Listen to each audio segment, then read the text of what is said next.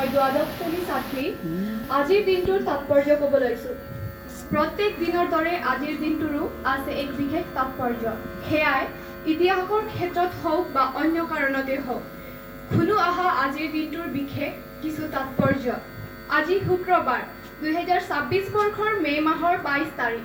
অসমীয়া লেখেৰে জেঠৰ 7 দিন, শুক্লা ষষ্ঠী তিথি। গ্ৰেগৰিয়ান বৰ্ষপঞ্জী অনুসৰি বছৰৰ 142তম দিন। আজি আন্তৰ্জাতিক জৈৱ বৈচিত্ৰ্য দিৱস। আজিৰ দিনটো সমগ্ৰ বিশ্বজুৰি এই দিৱস পালন কৰা হয়। পৃথিৱীৰ প্ৰকৃতি, উদ্ভিদ আৰু জীৱ-জন্তুৰ সুৰক্ষা তথা সংৰক্ষণৰ প্ৰতি জনসচেতনতা বৃদ্ধি কৰাৰ বাবে ৰাষ্ট্ৰসংঘই এই দিৱসটো ঘোষণা কৰিছে।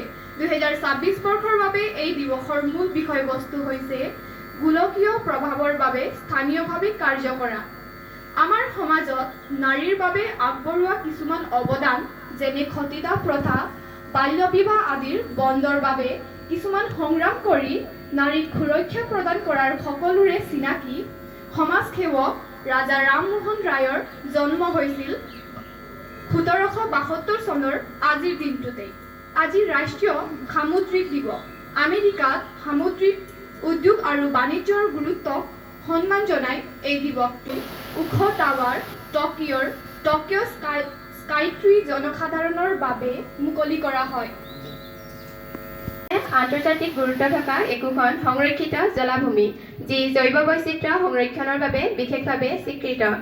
ৰামছাৰ কনভেনচন হৈছে আন্তঃৰাষ্ট্ৰীয় গুৰুত্বপূৰ্ণ আৰ্দ্ৰভূমিৰ সংৰক্ষণৰ বাবে 1971 চনত স্বাক্ষৰিত এক চুক্তি। 2026 চনৰ জানুৱাৰী মাহৰ তথ্য অনুসৰি ভাৰতত 98টা ৰামছাৰ ক্ষেত্ৰ আছে। অসমত বৰ্তমান একমাত্ৰ গুৱাহাটীত অৱস্থিত দীপৰ বিলক 2002 চনত ৰামছাৰ ক্ষেত্ৰ হিচাপে স্বীকৃতি লাভ কৰিছিল। এই ক্ষেত্ৰসমূহে পৰিৱেশ সুৰক্ষা, জলভাগ সংৰক্ষণ আৰু পৰিভ্ৰমী পক্ষীৰ বাসস্থান হিচাপে কাম কৰে।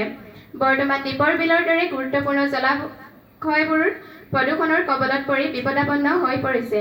এইবোৰ সংৰক্ষণৰ প্ৰয়োজনীয়তা আছে। ধন্যবাদ। The time is fast when you are late. Time is short when you are happy. Time is endless when you are in pain. Time is currency. Be careful how you spend it. This thought was said by Dr. A.P.J. Abdul Kalam. Thank you.